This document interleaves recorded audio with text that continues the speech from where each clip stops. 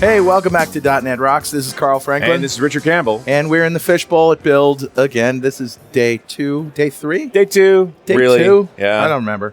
But it's Thursday anyway. It is Thursday. And they just did some interesting keynote announcements, which I'll talk about in Better Know Framework. Yeah, okay. All right, dude, what do you got? Well, in particular, I was interested because, we're talking XAML, we're talking HoloLens and all of that stuff. That there's an article that came out today in PC World that talks about these new mixed reality devices. And the headline is Microsoft's mixed reality devices undercut the Rift and Vive with lower prices. That's interesting. Yeah, so Acer and HP are offering headsets priced at $399 or less, and Microsoft's mixed virtual reality ecosystem is therefore a lot more affordable. So let's talk about Acer. They have already shown their mixed reality developer edition headsets at Build and elsewhere, but they plan to ship a consumer version by this summer, $299 for just the headset and $399 for the headset and controllers. So another thing they announced today was the controllers. Controllers for mixed reality. These are handheld things. They kind of look like, they kind of look like is those things that defibrillators. They have these circles. Right. Well, they kept flying around in the display, too. And it's like, how do you hold on to them if they keep flying around like that? Yeah. But yeah, they're interesting. It's one of those things you're just going to have to try. Absolutely. You're going to have to get a feel for them. Right. Well, anyway, they do look pretty cool, and obviously being able to control your world is a good thing. So they go on to say, HP will also announce a mixed reality developer kit on Thursday, that's today, priced at $329 for the headset alone. HP's headset will also ship by summer, while headsets from other manufacturers like Asus and Dell are expected later in the year, closer to the holiday season. So, yeah, and then they actually show a picture of the motion controller right there, and it is really cool. And they say a defibrillator. It's open. It's got a circle and a handle and a trigger. And apparently no external cameras or sensors and stuff needed with it, which is important, right? You don't have to set up your room. All right. And Microsoft will be referring to the controllers as 6DOF controllers, so the 6 degrees of freedom. Okay. Yeah. They to move up and down, back and forth, tilting and yawing and all that stuff. So very cool. Well, we'll see we'll see how that comes up in conversation, but maybe it will, maybe it won't. But that's what I got today. Awesome, dude. Who's talking to us? Grabbed a comment off of show 1371, the one we did with Immo Landworth. This is back in November 2016, talking about .NET Standard back in the earlier days of that topic. Right. Because we also talked to Scott Hunter about it at one point as well, right? Sure. And Chris Bertold had this comment. He says, I like what I'm hearing and seeing about .NET Standard. I think it is the right approach to prevent the same fate that Java suffered. I'm not calling Java dead, but I feel .NET has a higher adoption rate and tending to be more forward-looking. Yeah. I think the rewrite kind of helped in going open source and cross-platform. Sure did. Java tried to be a write once, run everywhere and everything development platform. I thought it was write once, debug everywhere. Wasn't that it? It did a good job, but lost ground in a similar LCD manner, going too high up the stack. Trying to make everything a swing application just doesn't lend itself to the native platform feel. I still am hoping for some basic system.drawing functionality that will allow reporting tools and image manipulation tools to work cross-platform. Interesting problem. Having one cross-platform tool for reporting that works both online and offline is both lightweight and fast would really accelerate the development cycle. Go Team .NET Standard. Yeah. I have nothing to add. Nope. That's a good story. Rah. Chris, thanks so much. A .NET Rocks mug is on its way to you. And if you'd like a .NET Rocks mug, write a comment on the website at .NETRocks.com or via any of our social media, because we publish every show to Facebook and Google+. And if you comment there and we read it on the show, we'll send you a mug. And definitely follow us on Twitter. He's at Rich Campbell. I'm at Carl Franklin. Send us a tweet. We defibrillate them. Nice. All right, let's introduce our guests. Yeah, I hear the crickets. Don't worry. No, I got that. Mike Harsh has been working on Microsoft development platforms since 2000. He worked for 6 years on Windows Form, also worked on the Xbox One development for a while, and is now GPM, General Program Manager, on the Windows Development Platform team. Joe Stegman is also a General Program Manager at Microsoft and has had several roles in his 20-plus years of professional software development. At Microsoft, his focus is on developer platform/tools and accessibility platform/tools, but he's also consulted customers building solutions on Microsoft platforms. He's got a diverse technical background, and while currently focused on managing product development, Joe's also an experienced developer and frequent presenter on Microsoft developer platforms. Welcome, guys. Hi, Mike. How you doing? Hey, Joe. How you doing? Good. Well, things are good. Things are good. They're not bad. We just came out of the second day keynote, actually, and there was some conversation about .NET Standard and so forth. So it moves forward. Yes. That's correct. It Yeah, does. we're pretty excited about it. Standard 2.0. Yes. Yep. That's the news. Yes. .NET Standard 2.0. So .NET Standard 2.0 was announced last November Right. at VS Connect. The announcement today was that it's going to be coming to UWP. Cool. Interesting. The Universal Windows Platform. So really what that means, it's kind of a double-headed win, if you will, for UWP. The obvious one is that you can take your libraries that you've targeted towards .NET Standard 2.0 and now use those in a UWP. But the real win for UWP is that there's a lot of capabilities that just haven't been possible in UWP, things you just couldn't do. And it's not just about reusing existing code, it's about that things that code actually did, like weren't capabilities that UWP had. This is, it kind of grew up as a phone touch-based platform, and it really wasn't designed from the ground up to be a full desktop replacement platform, right? And we're growing it into that, and so .NET Standard gives you, it's kind of a two-pronged win, because you get the compatibility with the .NET Standard 2.0 ecosystem, but you also get all these new capabilities, which are things you couldn't do before in UWP. So it's kind of it's a double win there, which is pretty awesome. And this was sort of the standard where everybody's kind of come together finally, right? Because there's been a bunch of different versions of .NET Standard, but it was like, well, this is where Xamarin is, and this is where Core is, but we're all gonna land on 2. Yeah, I mean, a lot of the feedback from, again, the idea here is that library authors can use this to author, NuGet packages and then, publish them and share them. And the feedback from, vast majority of these developers was, it's great, it's an awesome start, love the tooling, love the direction. Where's API foo? And, that was not a small set of APIs. Right. And so if you look at the addition of .NET Standard, as you mentioned, it basically is the intersection of, what's in the framework and what's in Mono. Right. And so it's about bringing all the things in the desktop framework and Mono together in .NET Core, and then also the implementation of that's in UWP, also bringing those things together. And so the addition it's like 20,000 new APIs. So it's not a small amount. It basically doubles the size of that. Because I gotta think when you put a stake in the ground for your team and say we're going to comply with this standard, you have this huge list of features you need to now implement. Yeah, and the thing that's interesting is because UWP uses basically pre-compiled .NET. So when you're developing it, you're still using you're JITting on the fly, right? When you F5. But when you send it to the store, you're actually you're pre-compiling locally, and the store can actually pre-compile it again if they need to do security fixes or whatever. But effectively, you're sending down not IL to the client. Right. You're sending down, basically, you're sending down, x86 bytecode. Yeah. and so or Xbox bytecode or whatever. Or ARM32. Yeah. And so the But not Itanium? I don't think we've got a lot of Once Itanics upon a left time, in this. there was a version of Visual Studio that had a compiled to Itanium. Yes. I'm just showing off how old I am, right? But not anymore. We used to have those giant machines running around in Building 9 where we were, and we called them the Itanics. Yeah, the Itanics. It's true. Well, they were the way 64-bit shouldn't be done, right? Yeah, exactly. Well, the idea is, you basically take a current instruction set and extend it versus just scrap everything. Start over. Yeah. Sounds a lot like our Windows 8 strategy. So you're doing all. Sorry. Too soon? Did you say that out loud? You can't say that out loud. Too soon. So you're also making strides to sort of unify things on the UI level, right? The discrepancies between different flavors of XAML. Yeah, that's correct. The .NET Standard today doesn't actually have any UI in it. Right. And so one of the things that we're adding, which was new, that was announced at Day 2 of Build today, was that we're adding XAML Standard, which is really a standard version of XAML that you can now run in, for example, or use XAML markup the same in your Xamarin Forms app as you could in your UWP XAML app. And all the way back to WPF, right? Our goal is to anywhere where it makes sense to support it. Right. We'd like to support it everywhere that it makes sense to support it. And essentially what you're doing is, the things that you would call a text block in WPF are called something totally different in Xamarin Forms. And wow, wouldn't it be nice if we actually had the same name objects and the same That is properties? absolutely correct. Yes, we have input in one or a label in one, and maybe text block somewhere else, and text box. And so a lot of those differences we're sanding off, if you will, and providing this common subset that you'll be able to reuse your XAML files, if you will, across both of them. And it clearly it makes a lot of sense. Totally. And now with the Xamarin acquisition, it's a lot easier Yeah. for us to make that progress. The one thing is we're going to start out small. It's a markup definition. We'll start out small.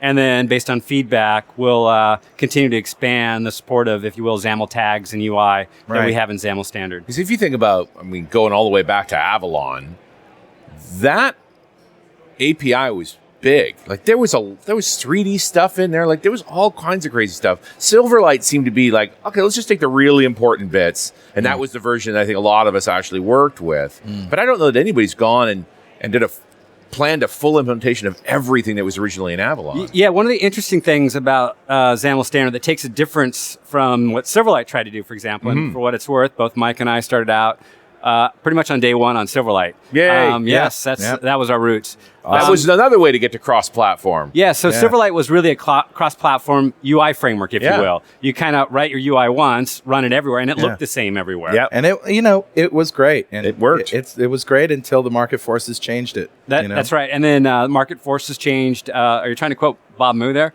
No. Also too soon. But it was great. One of the things that we've done with Xamarin Forms and XAML Standard to follow this model is that Xamarin Forms effectively just generates, if you will, an abstraction layer that generates native UI behind the scenes. And so it tries to be as thin of an abstraction layer as possible and generating native controls. And so what we've done with XAML Standard is it's really a markup standard. Yeah. But at runtime, the button will generate a button on iOS that looks like an iOS button, and a button on Windows that looks like a Windows button, and a button on Android that'll look like an Android button, so that people still get a fully native app. And we're not actually simulating that button. We're actually rendering that button or using that button behind the scenes. Yeah. So one of the more challenging things that we'll run into with XAML Standard is we don't have the same set of controls and functionality across all platforms. And since we're not building a UI platform we're taking everywhere, we're instead building this common subset that you can run everywhere. We don't have quite the same flexibility we had before in being able to have a full immersive UI framework, if you will. And then you have behavioral differences between the platforms that you can't really unify. That's completely outside your level of control. That's correct. And we'll still have styling and behavioral differences today, because the goal is we really want it to make it easy for you to create simple, like think of a simple form, you're filling out a data form. That, for the most part, the differences you might run into in terms of behavioral differences will probably be pretty small, if at all. And so we want to start with that sort of a subset where you can use everywhere, and the behavioral differences as a developer probably won't get in your way. All I really want as a developer is it doesn't break. It might be a little different, but it's not actually broken. Absolutely, it'll look a little different, but in some ways, we see a lot more developers, especially the ones building native apps. They want the look and feel and the experience on the native device, and so they actually want that native look and feel. And so this gives them a really good way to be able to create native experiences that they can share across iOS, Android, via Xamarin Forms, UWP, and other platforms. That gives them a simple definition that'll actually render native on the different platforms. And as we've seen, people can actually create games with Xamarin Forms that look great, and 2D games. Essentially, they're amazing. They work great. Yeah, it can be done. So in coming up with a standard, do you pick like your favorite flavor of XAML and say this is going to be the standard, everybody build to this, or is it some kind of center consensus? Do you arm wrestle? How do you get there? It's mud wrestling. Oh, excellent. Even better. We can sell video to that. There are some things that are... You don't want that video. I'm just thinking Miguel Diaz-Casa. Yeah. Oh, please, stop. So we do actually work with Miguel, obviously. A bunch of, I mean, a guy very passionate about XAML. That's right. And some of the differences... He's fierce in that mud wrestling match, too. The guy is touchy. That's right. He brings small and scrappy. Yeah, he brings his own oil and lubes up ahead of time. So come on, guys. You can edit that out. You can keep that in. I don't care. They told us, the Microsoft guys, we shouldn't be dirty mouth. Don't be too silly. Don't be too silly. Microsoft guys are really serious. And they're bringing this to the table. I've seen Joe Stegman before. He's not that serious a guy. Really, we're serious. It's Miguel who's not serious. Clearly. Yes. So anybody who'd oil them up like that is clearly not serious.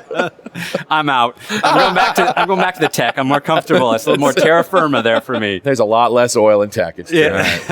So in terms of how we unify, some of the things like a stack panel versus stack layout Right. are rather easy. The naming differences were rather Right. arbitrary. And so we Yeah. just, since WPF and UWP XAML have been around a little longer, we just tend to, when it doesn't matter, we use those. But there are other times where in Xamarin Forms, they picked new names. And the reason they did was because the capability wasn't actually available Right. Yeah. universally. Yeah. And so in some cases, we're going to their naming or introducing new properties that didn't exist before. So sort of build a superset between these things so that you all have a place to move to? Yeah, it's more of a subset Yeah. with some additions on the UWP XAML Right. side and some Right. additions on Xamarin Forms. But it's what we feel is a coherent subset when you take into account the full, what actually works on iOS and Android and what works on Windows today. We Yeah. take that, if you will, coherent subset. And I got to think for 1.0, you're trying to make a minimum set that's useful, that you can all agree on, that everybody needs to contribute something to their code base to make real. Absolutely. Okay, Yes. And that's then we'll fair. take feedback. We actually posted, we went live with our GitHub today. And when you actually run this, play this podcast, it'll be whatever, a month in the past. But we have now a repo on GitHub where we're taking feedback, Nice. which already my phone has been lighting up with Yeah. like 100 already feedback requests for how they'd like to see it Right. added and extended, which is super exciting to see because we're literally, 90 minutes since the announcement. Yeah. Yeah. And So you're talking about all the Xamarin platforms, but now you're also talking about UWP as well. So all the Microsoft-centric platforms will all have the same naming conventions. And That's everything. correct, yes. And so our Yeah. goal here is, you're creating a native app. You may be creating native UWP, using Xamarin Forms for iOS and Android. There are some screens where it's going to make make sense to share the Right. XAML, if you will, Right. like a simple setting screen. Well, do those need to be different? You At think all. of on an Xbox. Maybe I have an Xbox and an app that runs on Xbox and iPhone. And yes, there are people who do that. Yeah. Yeah. Netflix is just one example. Yep. And they want their experiences to be really immersive on both those devices, and so their And experiences, consistent. Yeah, they're consistent with the device. Yeah. And so they're tailoring for Xbox and they're tailoring for iOS, and so they do a lot of customization. But there are some things like a simple setting screen. Can that be the same? It's vertical layout. Yes. In those cases, we're really targeting at least the initial version of XAML standard to be able to allow you to create some common definition for that renders natively that you can now share between the different experiences. It's very exciting. I want That's to. cool. I would really want to add to that because I think this is the thing that a lot of people miss when they talk about, Xamarin Forms, which will, kind of evolve into XAML standard, and really any of these kind of UI sharing technologies it's really a spectrum, and you can mix that spectrum within an app, right? Right. Like you can use Xamarin or obviously, just straight up XAML on Windows to create native UI for your the primary experiences you care about the most, like the landing page, right? You can make that kind of totally handcrafted just for that device. And then things like Joe mentioned, like settings, you can have that be shared, or things that are lower value UI, places where it makes sense, to kind of tweak more energy versus more experience, right? You can kind of have that slider, and so you can change it. And then there's things where like maybe you've got a set of help files that you want to be absolutely consistent everywhere, and those are just HTML, so you could load those in a web view. So you've got kind of this suite of different technologies for different levels of sharing across different places, and you can adjust them inside an app. So it's not just an app Right. is all Xamarin Forms, Right. but you're using a bunch of different technologies. So here's Absolutely. something. I've noticed that in Xamarin Forms, there's a way that you can specify native, with XAML markup, native controls for the iOS platform, for the Android platform, for Windows. And that idea is really cool because now you can use the same UI, but it's tailored for each individual device. Will you guys take that same approach with XAML standard, you think?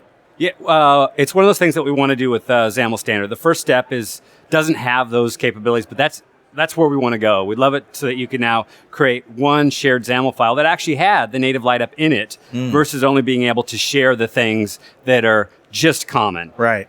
So that is the path we want to go, but for V1, there's even a lot of challenges, believe it or not, in just getting over that hurdle, and it does involve sometimes mud wrestling with Miguel and his whole team. Got it. And other times the technology and unifying, if you will, a XAML compiler that everybody can share that has these capabilities is just a technical challenge that we're working to overcome. But that is where we'd like to go. We'd like to make it as simple as possible. Our goal is productivity. You can write your backend code using C#.NET, using .NET Standard 2.0. You can pretty much write the same code. It'll run everywhere. And can we allow you to start writing more and more of your UI in a way that you can now share it everywhere where it makes sense? And can we even start to allow you to write native UI, more native UI in XAML in a single XAML file that can be shared everywhere? And if that makes you more productive, that's the direction we want to go. Well, and most folks we've talked to that are dealing with this issue, they want to kind of go the MVC approach, and they just have a few different views based on the device. So it's like these are the views that are iOS specific, these are the views that are shared,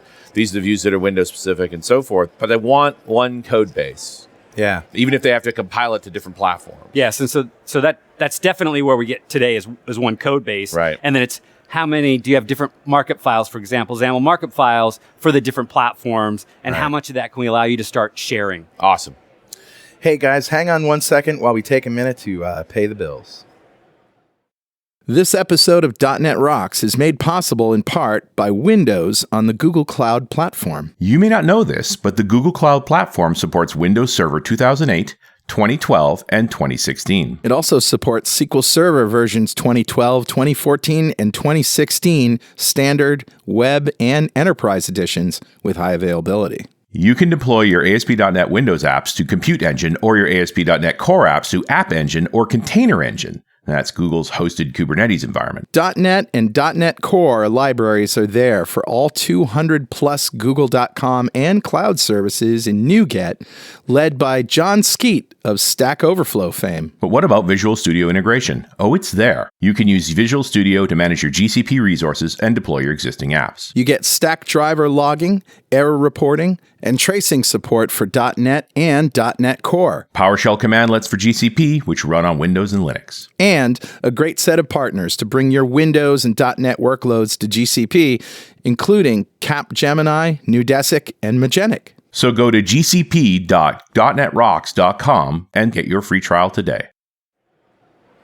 You're listening to .NET Rocks. This is Carl Franklin and Richard Campbell, and we're here with Mike Harsh and Joe Stegman talking about standards, .NET Standard, XAML Standard, all the new things that we're just learning about here at Build, and you've probably heard about already. And it occurs to me that on the UI side, I mean, we're really talking about screen size in some respects, maybe distance, like you're going to an Xbox, you need a 10-foot viewing effect, but it's the inputs have got to change.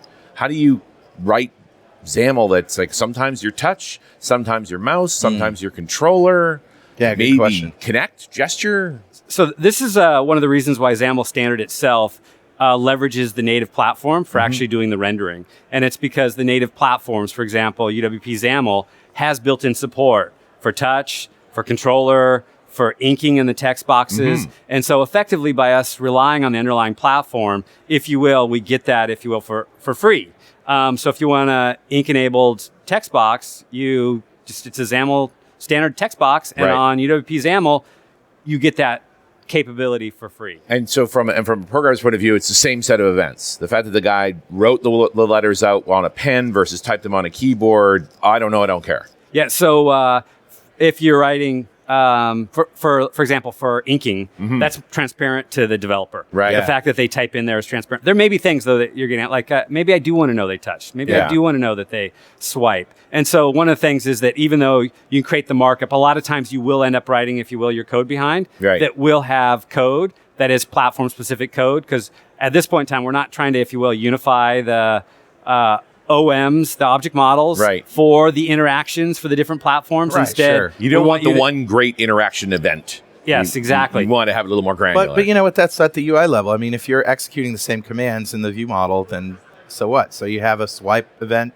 handler that executes that command, or a swipe event that's connected to that command, and you also have a button perhaps that's connected to that command. Absolutely, and so we think that's kind of how developers are likely to glue this together. But what we don't want to do is get in the way of people being able to take advantage of the new capabilities of the platform. Like, for example, if I want to do a custom swipe, we don't want to have to do kind of what we had to do in the Silverlight days, which is we had to implement it in the platform before a developer could actually use it. That's a great Here, point. we want to make sure the developer is in no way, shape, or form ever goes, wow, I want to do this, and XAML Standard is getting in my way. Instead, we want to make sure they have that full underlying platform. And it's just another kind of event for this unique UI device or new behavior that you want. You just declare it. That's right. Don't care. We do think that over time we'll get to the point where simple things like button clicks, for example, we may be able to unify those to make it easier to program against those. But we don't want to do that to the detriment of not allowing a developer to get full access to everything. All the input and output access they need for that device. When you have a really UI sensitive app or something that's distinctive, then you're not, that person's not worried about having a unified click event. They're worried about, don't get in the way of how I'm using the accelerometer or exactly. like If that. I'm on Xbox and I want to control where the controller goes to next when I hit the thumbstick right, Yeah. I want to be able to do that. I don't want to have to go, I got to throw away my XAML standard Right. and go to A totally full UWP native way. because it didn't allow me these capabilities or Yeah. affordances that the underlying platform has. And this seemed to be the battle, with the PCL libraries back in the old days. Like, it's interesting how you've learned stuff when you really do now have a diverse set of clients.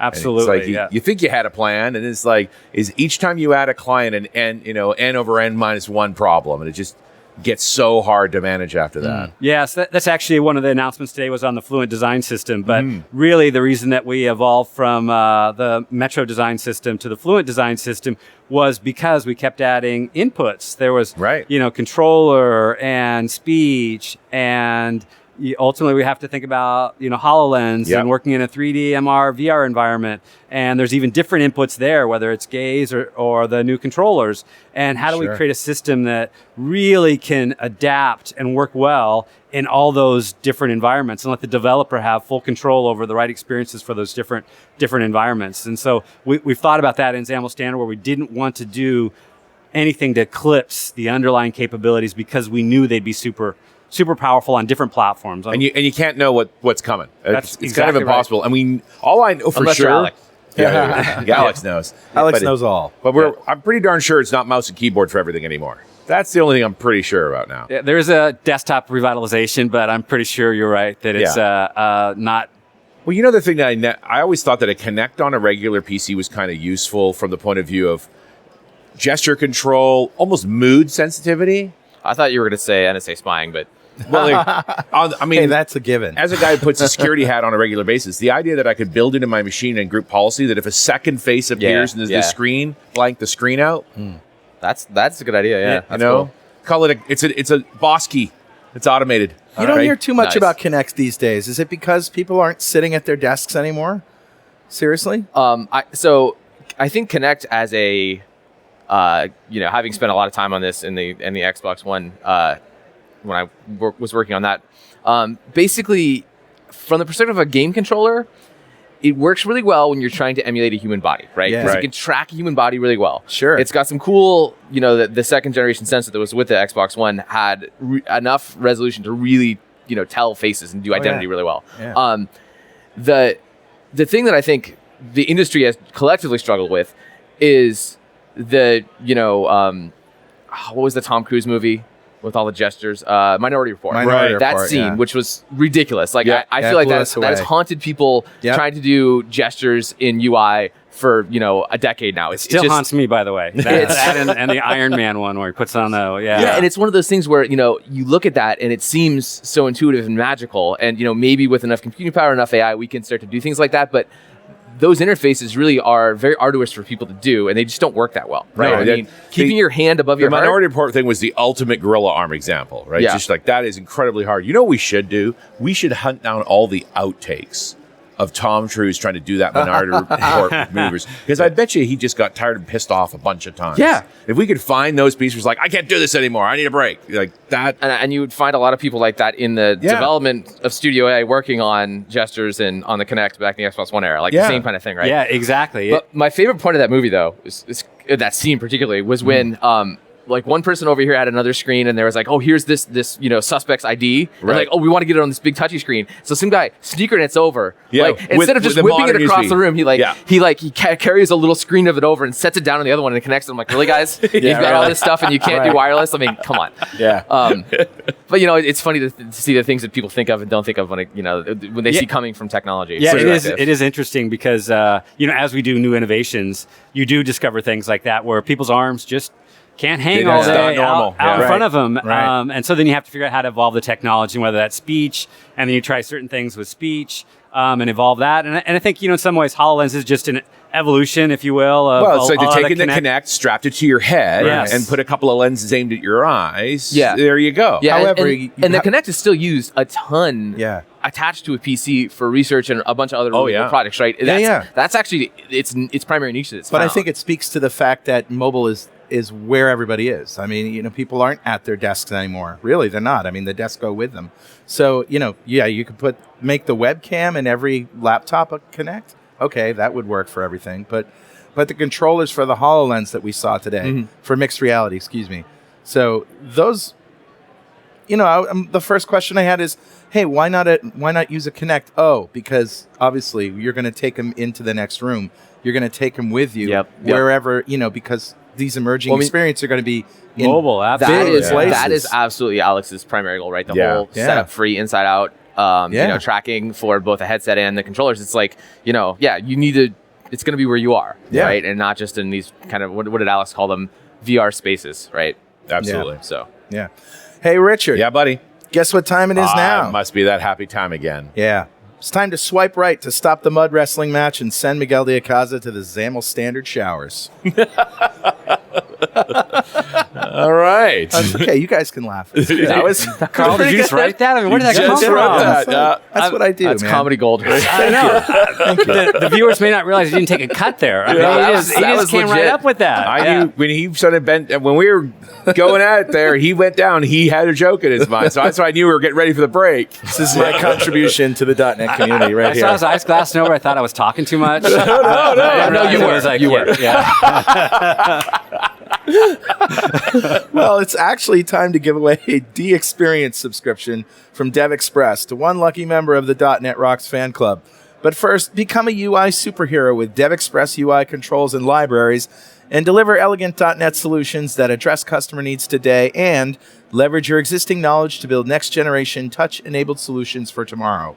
Whether it's an Office-inspired application or a data-centric analytics dashboard, DevExpress Universal ships with everything you'll need to build your best without limits or compromise. Order your free 30-day trial today at devexpress.com/superhero. All right, buddy. Who's our winner? Today's winner is Alexander Bakalov. Congratulations, Alex. Golf clap for you, sir. Yeah. Yay. And Alexander just won the DevExpress D-Experience subscription, a big pile of awesome from them, just for being a member of the .NET Rocks fan club. And if you don't know what that is, go to .NETRocks.com, click on the big Get Free Stuff button, answer a few questions, and join the fan club. We have thousands of members all over the world. And every show, we like to give away stuff from our sponsors. And every December, we give away $5,000 technology shopping spree to one lucky member of the .NET Rocks fan club. But you got to go sign up to win. And we also ask our guests, Mike, you're first. If you had $5,000 to spend on technology today, what would you buy? 1 2/3 HoloLenses. You think if you buy two at once, you get a discount, maybe? Nope. No? Okay, considering the price point, you could get 10 of the mixed reality headsets. There you go. And 20 with 20 Crystal Key controllers. controllers. That was the code name. Crystal Internally. Key? Yeah. So, and Microsoft employees don't get a discount either, do they? No, those things are. Yeah. They are what they are. Yeah, they're Yeah. There's a lot of stuff in there. I'm itching for a new HoloLens. Like, I've got the one that we can get right now, but I can't wait to see, because I figure we got 2 Moore's Law cycles under our belt since those things were built. This should be amazing. Well, it already is amazing, but it should be even more amazing. Yeah, just staggering. What about you, Joe? What would you buy with $5,000? With $5,000, technology-wise, Yeah. I'd probably buy one of the new Surface laptops when they come out because I'm kind of an old school laptop kind of guy. I and they do want to look at really that machine. are- And I'm really are fascinated nice by looking. Win 10S. Just like, I want to feel that. All right, so tell us about that. What are these new What do you laptops say you're about Win talking about? 10S? What do I say about Win 10S? And the the new Surface laptops too, which people might not know. Well, about. the Wow. Surface laptop is beautiful. Like Yes. that piece of hardware is awesome. Yep. They've had been iterating on that design for quite a while internally. That Alcantara Surface it feels surprisingly good. You're not talking about this one. No, No, this not is the a book. No, Yeah, the we're book. talking about the Surface new laptop. laptop. that- We're yeah, talking about the Surface. yeah, it was Yeah, announced on forever ago, like 8 days or something. Something like Yes. 8 days ago. And it's actually, it's not a book. and it's not one of the Surface Pro. classic Surface Pro devices. It's a laptop, so it doesn't come apart. I gotcha. It looks kind of like iPad Air or Apple Air. Yeah. So yes, kind of. Yes, It's Airish, but it's got that Altera Sleek feel and- to it. Oh yeah, and it's got a touchscreen. It works yeah. with the Windows Pen, so I mean, Cool. it's got it's a proper surface in a lot of aspects see. of the family. Yes, it's an awesome device. All right, and Windows 10s? So Windows 10s, the promise there is that for people who don't know, Windows 10s is a new mode of Pro, effectively.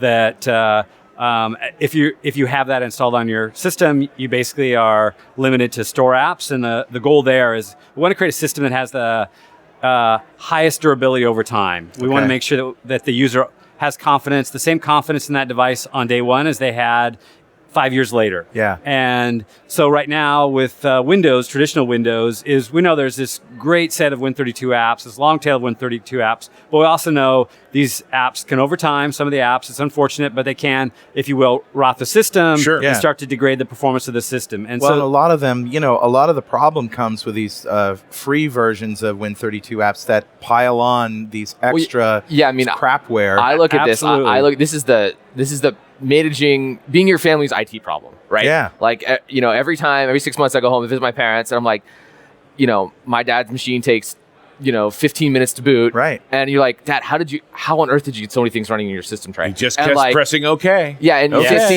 15 different, toolbars and the browser. That obviously that's Yeah. kind of a bit of an older problem, but like sure. that, the kind of robustness of the ecosystem over time is definitely a thing that has never really been tackled. Like we've done some interesting things with the kind of Microsoft SKUs of things that you can buy from the Microsoft Store that are very clean. But again, as soon as you go search for something on the web and you get the free version of it, like you mentioned, you're probably getting something else because the incentive is so strong. Like a lot of how they get it. OEMs will give you a bunch of money to install their software with your software, right? And I mean, these are multiple dollars often, as kind of a bounty for getting it installed. So and that's how they get paid. that's very compelling, right? Yeah. And so, you need some force to counter that, right? And there really is no force today. And, the idea with 10S is to really have that be kind of a force to have people get, the best versions of the software, the clean versions of the software, and so the system stays clean. Yeah. Yeah, one of the key things about 10S is it's really a mode of Pro. It's not a separate version of Windows. Right. So if for whatever reason you find that you're in a situation where you find that you just can't get the app you want on 10S, it's just not store deployed yet, then there is a way to just go to the store and unlock the device. And so that's a key thing, is that you're not getting a device that at some point in time you may find that it's got it's missing the app that you most critically need for whatever reason, and you can't install that app on that device. So there is a way today to easily upgrade to, if you will, to full Pro. But it's deliberate. I mean, it's shut off by default. And Absolutely. that's yes, good. absolutely. Because It we want reminds to me make of sure. Nano Server, right? Like Nano Server only runs 64-bit. It's one of the reasons they got it so light and clean is it's just purely 64-bit. That's and we want this to be light and clean, and you have confidence that this is a system that will always stay light and clean. And that's really the driving goal there, is to make sure that you have a high confidence, durable system over time. The other thing people forget is that you can take Win32 apps and upload them, submit them to the store With the desktop bridge. Yeah, I was the just gonna say desktop that. bridge, and then that allows you to download them through the store, and they run in a sandbox on the client. Well, and the thing is, the desktop bridge it's a pretty light sandbox. So there's definitely a lot of things that a desktop bridge app can do that a standard UWP can't do. However, the desktop bridge still comes from Microsoft Store, right? And so we still have the ability to, if something somehow sneaks through or starts doing something later, right? I mean, it'd be easy to write that code if you were a bad person. You can kick it out, right? And so there's you have this kind of policing factor, which will keep the ecosystem healthy. Yeah. And again, it's always a fine line when you're doing things like that. And as Joe mentioned, you have the kind of escape hatch, if you will, of being able to kind of upgrade it. But like really the goal is to drive the ecosystem to these kind of clean, maintainable points. I love it. Yeah, absolutely. Love it. And it's you got to try it to find out, is there everything there that you need? Like if you're just sort of doing the fundamentals, you should be fine. Yeah, we think there's a lot of people who are going to find that this works great for them, and it's a durable solution over time. And over time, for more and more people, for the edges where it's not the right solution because they are depending on apps that aren't yet in the store, over time, those apps will get in the store. Yep. So Well, we just had the announcement they're putting iTunes in the store. Absolutely, Yeah. yes. Yeah. So if you that means I could on my 10S machine Have iTunes have on there. iTunes Absolutely. and still Yep. be living in that. I know it was Mark Rasinovich. I had this conversation years ago of talking about whitelist versus blacklist. Yeah. Right. I mean, if you're doing sort of standard Windows with antivirus, that's the blacklist approach. You can install anything you want, but we have this blacklist. We try and knock it out. The whitelist approach is we have an app store. Everything's vetted already. Nothing goes on your machine that isn't safe. Right. That's correct. Yeah. Yes. And iTunes. Speaking of viruses, I wonder if the Windows version will actually look like a Windows app, or if it will still have that same. It's Horrible so UI. the version that's going in the store that they announced it's going to use the desktop bridge. Okay. So Okay. it will be a there's definitely some things that are the lightweight sandbox that I mentioned that desktop bridge apps run in that won't be possible. Got it. Like a driver is a great example. Right, And sure. iTunes has a driver. So there's some aspects of that, but for the most part, for most of the things you're going to be doing, it'll work. That's pretty cool. Yeah, that's good. And it's just interesting to start thinking in those terms of how, Microsoft's always been really good about giving us a path forward. Never leave anything behind. There's a new thing going forward. But we tend to also build up a lot of legacy around that. We may or may not be using anymore. I look at both Nano and 10S now as ways to sort of, let's see if we can cut away some of that old stuff. Are we okay? Yeah. Yes, absolutely. I've certainly had the experience as a .NET developer building web apps and things like that I thought I was in 64-bit. I compiled as 64-bit, but I was still dependent on a 32-bit driver somewhere or something, and I didn't really know. And it wasn't, I was testing some software in Nano. It's like, this app doesn't run. And then you find out, oh no, you've got this dependency on this driver that's 30-bit, and it just won't run on Nano. And now you've got to go, you're not really 64. Yeah. You thought you were. You had no idea how reliant you were on the 32-bit subsystem, right? Something in the subsystem somewhere, right? Are there new innovations in the XAML world, in the markup world, coming out of Microsoft that we should be aware of? New innovations in the XAML world. Yeah. We're constantly thinking about how XAML, and if you will, XAML's today flat 2D. You started off by talking about HoloLens, which is this, or VR in general, which is a really immersive environment. That's really a world environment, and everything kind of is objects and has some sort of depth to it. And so, like, how do we allow developers to start, leveraging their assets in that world, and what makes sense for leveraging their assets in that world? And so, we do spend a lot of time thinking about how do we bridge the world? And as part of the Fluent design system, what's the right way to make this work across when you jump into the depth system? When you jump into, all of a sudden you have true depth in that world. Yeah, right.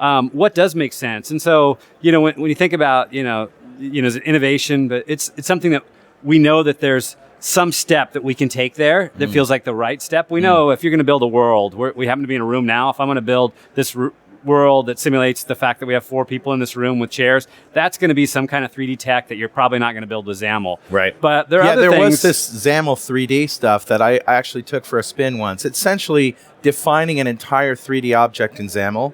And I thought, oh my God, who's going to edit that? How do you walk through that XAML markup Exactly. and find the exact triangle that you need to tweak? Yes, you're in a What? tool. You're in a tool Yeah. for that kind of content. But if Right. I'm looking right now at Rich and Carl, and if I had a device on, maybe I see something over that reminds me that I'm looking at, Right. Rich and Carl, That would and be that to my cool. right is Mike. And what does that look like? And Right. is that something that's so complex that I need to do open up a 3D studio to build that sort of a thing? Right. And so we're thinking about how do we make those worlds play a little better together. Well, the HoloLens object designer, what's it called again? HoloSuite? Holo Studio. Holo Studio. Studio, yeah. That's pretty cool. I actually built some really cool things in that just using, my gaze and my fingers. Yeah, it's Very super advanced compelling. tech. And so we think about bridging those. How do you Yeah. make it as approachable as possible Right. without really diluting the end product, if Yeah. you will? And when does it make sense? Because not everything makes sense necessarily to be 3D in a VR or MR environment. There are some things, especially annotations. Yeah. Does that make sense? Yeah, yeah. I'm reading content in there. Does content need to be Right. 3D? And if so, what's the easiest way for me to get my content in that? Yeah. And so that's more of, what we're thinking about now moving forward is we do want to create a design system that sort of unifies as much as possible the different worlds that we're dealing with now in 2D and 3D. And we know XAML will play some part in that. Right. How's your relationship with Unity going? I mean, it looks really great, and you guys are all doing some good stuff. Are there things that you're working on with Unity to sort of more tightly integrate with the Microsoft platform? Well, I mean, I think there's a couple points of integration. Certainly on the .NET side, there's Unity is moving to I'm not sure at what point, but I believe they're moving to .NET Core. And they're definitely moving to .NET Standard 2.0. Awesome. Right. So that's something that is obviously useful. That's great. From the HoloLens and 3D mixed reality the side of things, the HoloLens team actually spends much more energy working with them than we do on the core platform team. So Sure. we don't spend as much time in the Unity world. Yeah. Yeah, and if you get Miguel back here, because they're using model for the runtime in Unity, that Yeah. Miguel would he's also a great source for what they might be thinking. Yeah, we should have him in. He should be toweled off by now. Yeah. We got a match at 1. It's too bad you guys don't have live video to go along with your podcast. Thank God for that, actually. I was going to say that's not too bad. We need a 4th. Put it on. Put it all on. Take it off. Put it back on. Put it all on. I'm excited that to me, XAML seems like the best place for us to be able to code against all these new UIs, like the different input in configuration. That is the battle in my mind. And I hope HoloLens becomes a definitive standard, or sort of a definitive new way to work with computing. I don't know if it's there yet, but it's like this seems like the most interesting thing we could do. Yeah, it's tough to know, what the future looks like and whether you're looking at it or not. Right. But there's certainly elements in there, no matter what, that feels like it's taking steps towards what a future might look like in terms of computing and interacting with computing devices. And you're right, movies have messed us up too, right? And Jarvis, like Iron Man, it's like, look, it's a movie. That is really, really difficult to do. What they're showing there is just not a simple problem. Another movie that messed me up was Her, if you ever saw Her, which is Sure. which is like, oh, that's how I'm supposed to be interacting with my OS. Just the disembodied voice, huh? all the time. And I go, that is kind of cool. Is that realistic? Well, as long as it's Scarlett Johansson, I guess. Yeah. No, but I mean, I think it's one of those things that, and you've seen this with the phones are going to kill PCs, and now Alexa's going to kill everything. It's like obviously people that are in the financial world, I think spin up these kind of memes effectively just to kind of talk about companies kind of rising and falling. But realistically speaking, all of these metaphors arise, and they're good at a set of things, right? And they kind of find their niche, right? So I mean, I think you find people are using PCs less than they were before. Yeah. But they're still using them a ton, right? And they've kind of found the niche as the place to be the most productive, right? So when you really need to get something done, you need a mouse and a keyboard, right? Yeah. And you get in front of that mouse and keyboard, and you are really productive, right? If you need to do something when you're on the go really quickly, you can use a phone. Maybe someday you'll use a HoloLens or something like that. But you're gonna use the thing that's the most best choice for you at the moment, right? Universe. And so really what it becomes, this is Satya's vision, and he had this a while ago, right? But the idea is all of the data you need, right? Everything, the source of truth is in the cloud, right? All your experiences are available whatever you need them, right? And if the right access point is a way to talk, you do that. If it's to use a phone and a small screen and touch, you do that. But the idea is that you have kind of Roam, the timeline view effectively. I like to think of it as it's like your taskbar in the cloud, right? It's all the things you're doing in your life in one big list, and you can see them, and you can continue them and pick them up and roam them anywhere. So it's really cool. There's one thing that occurs to me that doing the XAML standard spec will really enable, and that is a revitalization of the third-party controls industry and the marketplace, because now a vendor doesn't have to write 3, 4, 5 different versions of a single XAML control. You can actually have XAML controls that go everywhere.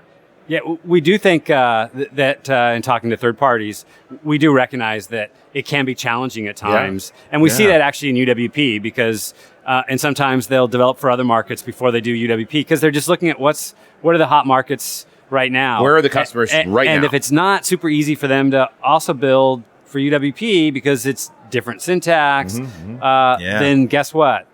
It's going to take them longer to do that. And so they have to focus on where the bulk of their customers are at that moment. That's right. And then work on future platforms. Yeah, the more productive we can make everybody, including third-party control vendors, the better off we're actually. The reality is, the better off we're all going to be. The less code they have to write to get everywhere. Can make a huge difference for that problem. Because now, as a developer, I don't have to buy several toolkits, and because why would I do that? Or worse, because what's more valuable than money is your time. You won't have to learn several toolkits. Yeah, I don't have to learn it. I can buy one toolkit, and I can pick a control that I like, and I can pretty much be guaranteed that that's going to run everywhere. That's huge. Nope. Yeah. So what's next? This is all next, but what's next for you guys? Well, certainly on the XAML standard is we talked about getting 1.0 out the door, which will happen later this year. Yeah. Taking customer feedback and figuring out where we can take that is really from a XAML perspective is a big step. Another thing, the .NET Standard 2.0 thing is absolutely fantastic. But one of the things that sort of I do think about a lot, which is one of the great things about .NET Standard 2.0 is that now you get a bunch of libraries that you may have written before that may be data access libraries that, hey, I want to reuse those in UWP. Yeah. And it turns out there's actually work for UWP UI to actually work with all the, if you will, existing technologies. If you use a data set, a data table. ADO.NET's back. ADO.NET can UWP UI talk to it? And then how do we, we had work in WPF to make WPF work great with the data set, but we haven't necessarily done that same work throughout UWP XAML. Yeah. So part of the thing next is we also want to make, from a .NET Standard 2.0, we want to make our UI work great with .NET Standard 2.0, and we realize there's actually more work to do in that space. And so we'll continue to march on there. That's very cool. And it's great to see it's all being done in the open. Like anybody can make an issue or make provide feedback into the standard. So absolutely, that's what we want to do in the open. We want people's feedback. It helps immensely for us to just make sure we're going on the right path. And the same even when we start doing more of the data access layer and trying to make sure that works great. We have to rely on customers for their feedback in terms of what they've already got and what they're trying to reuse, because that helps us tune what it is that we're doing. Awesome, guys. Thank you very much. Yeah, Mike, Joe. Thanks for having us. Hey, it's been a pleasure. Awesome. All right, we'll see you next time on .NET Rocks.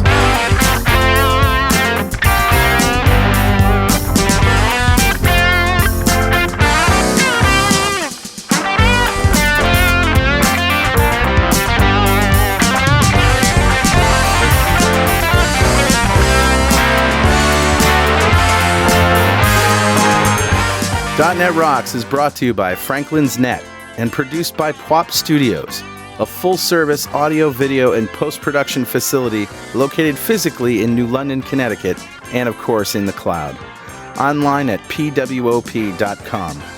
Visit our website at dotnetrocks.com for RSS feeds, downloads, mobile apps, comments, and access to the full archives going back to show number 1, recorded in September 2002.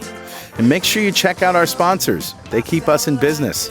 Now go write some code. See you next time. Got transmitter banned by the FCC.